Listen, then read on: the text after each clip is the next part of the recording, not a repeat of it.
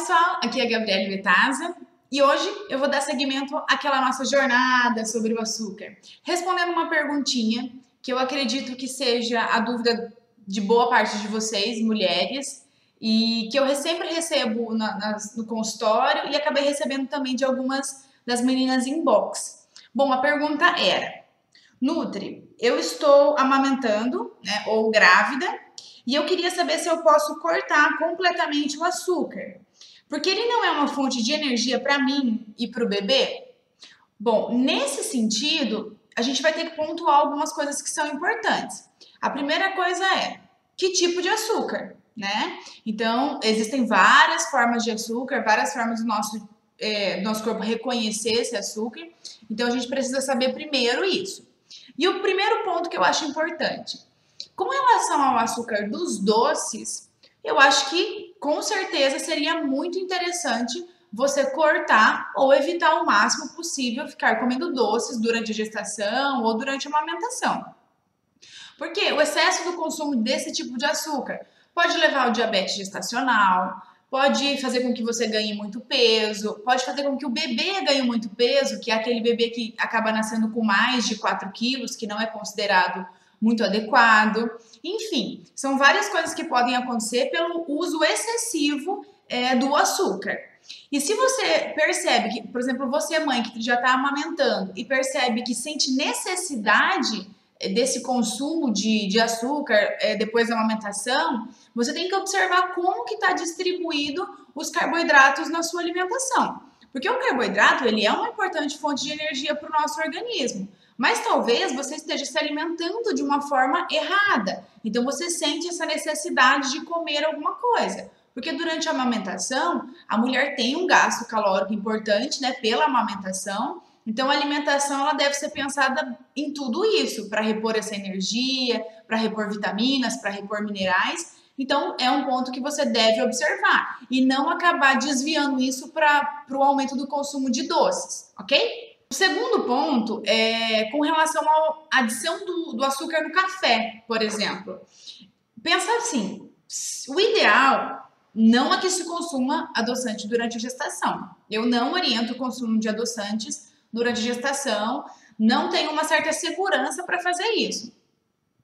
Então, o ideal seria que você não adoçasse o café, né? Tomasse café, chá, sucos, tudo sem adoçar. Mas aí você já vai fazer aquela cara feia de que vai ficar amargo, né?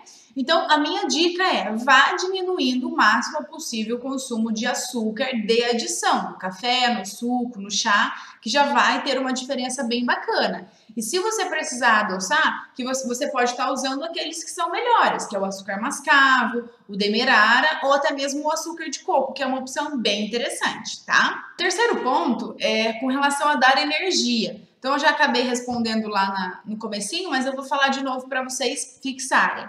O carboidrato, ele é uma importante fonte de energia para o nosso organismo, especialmente para o nosso cérebro. Porém, essa questão de, eu sinto muita fraqueza, eu sinto muita indisposição quando eu não consumo o açúcar, tem a ver mais com um desequilíbrio do funcionamento do seu organismo. Não sei se você chegou a ver o post que eu fiz na segunda-feira sobre como funciona esse ciclo vicioso do açúcar, e é mais ou menos isso. É como se fosse um sistema de recompensa. Então, todo momento o seu corpo vai ficar pedindo açúcar. Então, não é ideal que você fique estimulando esse ciclo vicioso. Como que a gente pode equilibrar isso? Tendo um consumo de carboidratos de baixa carga glicêmica, que são aqueles carboidratos que têm uma digestão mais lenta, sabe?